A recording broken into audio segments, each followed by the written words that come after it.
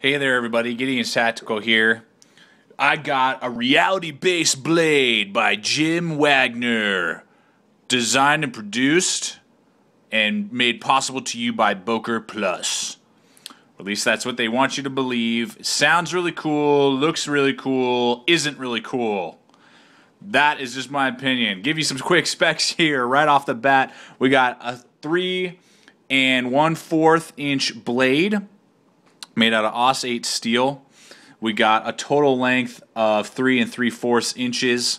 We got a handle material out of fiberglass reinforced ABS, whatever that is. Some sort of, Zytel glass reinforced nylon thing. And weighs 3.6 ounces. Glass breaker in the back.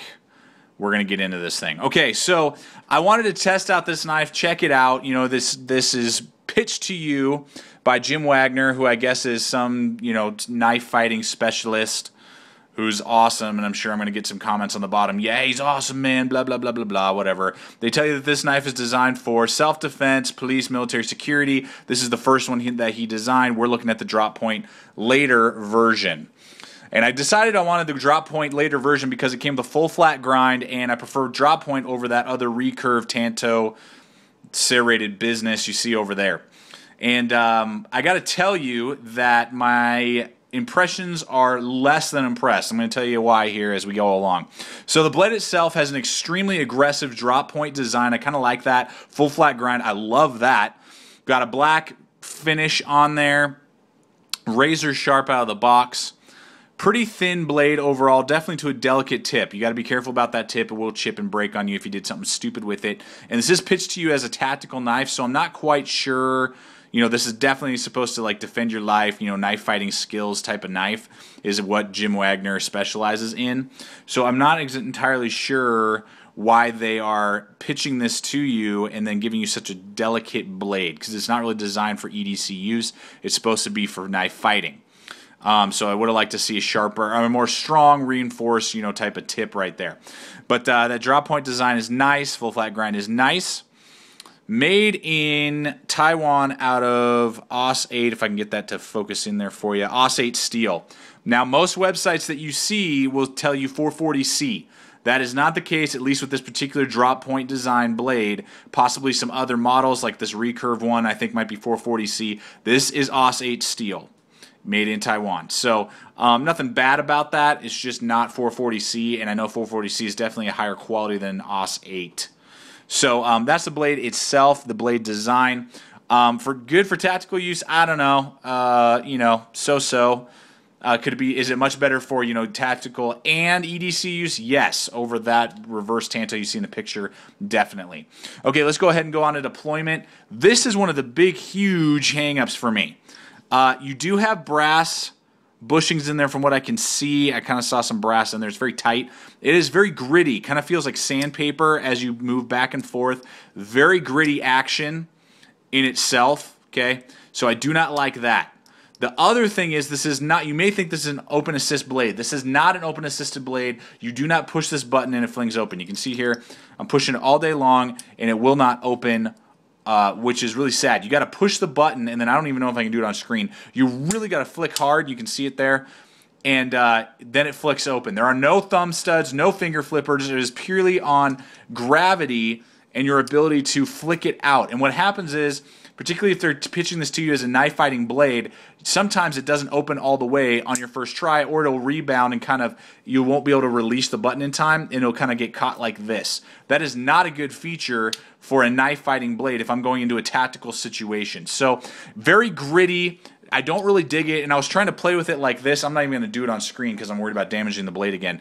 See, this is my Benchmade Griptilian. See, I can flip it open, lock this closed, and then flip it closed like that. Without even touching the blade, I can whip it back into place, which is really cool, tons of fun to do, and I like it. I was able to do the same thing with this blade, but every time I did it hard and whipped it closed, I don't even know if you can still see it. There's a tiny chip there that I've had to work out. That's the best I can do. I'm going to try and take it back to the stone here in a little bit. But it slams up against this pillar, the blade does, and will bend and chip the blade if you try and whip it closed one-handed. So you literally have to whip it open, use it however you're going to use it. Then you got to push the button, close it, and do it softly enough that you don't slam it against that pillar back there because it'll chip. The Benchmade does not do that. There are no pillars for it to slam up against or damage the blade that way. Very poor design, in my opinion, for this lockup and deployment. So the lockup itself is strong. It's this push button. It's this little pillar back here. I don't know if you can see it. You see how it's moving there? Up and down. The pillar just blocks it, similar to the Benchmade in the sense that it is just a pillar that blocks the back locking mechanism there. There is a little bit of blade play left and right, a little bit up and down. I mean, it's solid in there. I'm not worried about it necessarily collapsing on me. There is a little bit of movement. It does have a dual action lock right here. You push this forward, and now the button will not actuate and close the blade. The blade will not close if I push the button with this pushed up. Then I push it back, close it. So just overall really weird, not enjoyable to use, and damaging actually to the blade if you try and use it in a normal, come on, there you go, form. Just not impressed at all.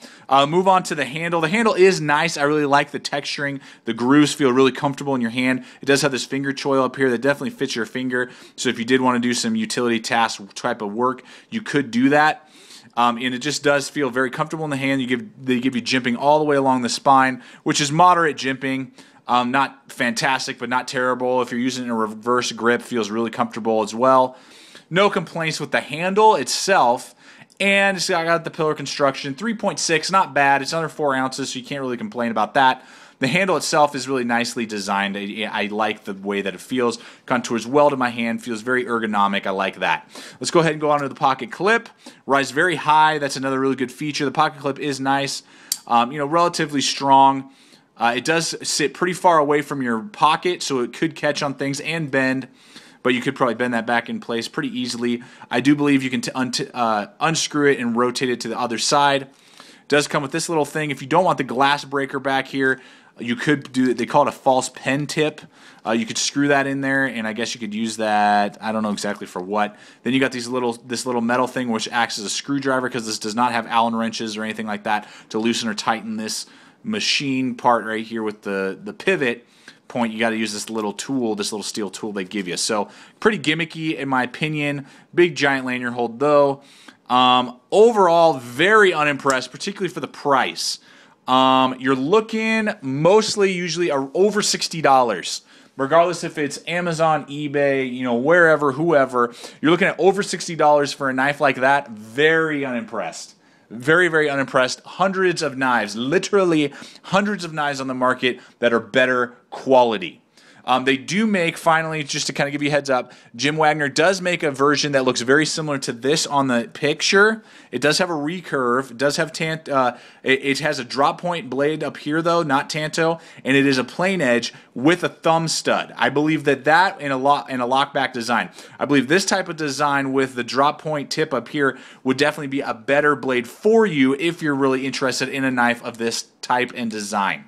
So go with, I don't know the exact model number for that particular one. Just look them up. It's a plain edge recurve with a drop point design with a thumb stud and lockback design. So hopefully that helps you guys out a little bit. Not recommended. The Boker Jim Wagner drop point design blade, model number 10B0O48. So hopefully that helps you out. Thanks for watching. Stay equipped. Stay prepared. I'll see you out there.